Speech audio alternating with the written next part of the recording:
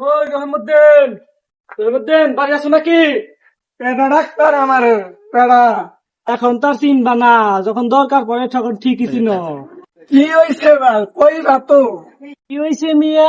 তোমার যে খবর পাঠাইলাম, তুমি কি খবর পাও নাই? আমি তো খবর পাই নাই ভাই। তুমি খবর পাও নাই মানে মিয়া? খবর আকাশ তো উড়াইছে।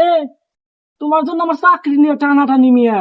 হ্যাঁ, কি ব্যাপার, আমার জন্য তোমার চাকরি ছাড়? তোমারে মাতবর সাহেব বুলাইছে, নাও যাই। তাহলে নৌ যাই ভাই। চলো।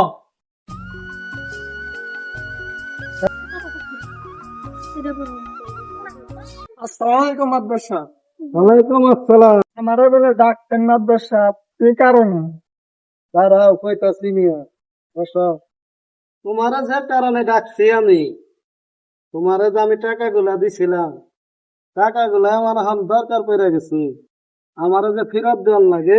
কোন মাদবর সাহেব, কয়দিন আগে তো আপনার এই লাভের টাকা দিলাম, এখন আমি এত টাকা পাবো কোথায়? টাকা দিছ মানে মিয়া? টাকা দিলা কবে?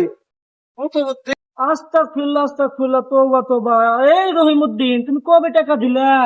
আমার কাছে সব লেখা আছে, আমি এত হিসাবি লোক, আর তুমি তুমি টাকা দিছো? হ্যাঁ, কত বুদ্ধি ভাই, এত বড় মিশা কথা কও, উপরে আল্লাহ আছে, আল্লাহ কিন্তু সইব না। টাকা দেও না, আবার বড় বড় কথা, আবার আমার তুমি ধর্ম শিখাও। হ্যাঁ, শোনো রহিমউদ্দিন, আমি এত পেঁচা বেশি মিয়া বুঝি না, সোজা কথা কই।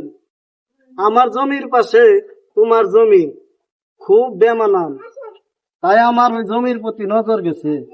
সোজা বাংলা, জমিটা আমার লাগবে। মাদবর সাহেব, দুনিয়াতে এত জমিন থাকতে আপনার আমার জমির টুপে চোখটা করলো, আমার বাপ দাদা শেষ সম্পদটা। কত কথা মিয়া বুঝি না, তুমি ভালো ভালো আমার টাকাগুলো ফেরত দিয়ে দাও, তাইলে হয়ে গেল। মাদবর সাহেব, আর কি মাথা হয়েছে, একটু বাইর দিন নাকি, তাই বলেন? আরে থাম থাম।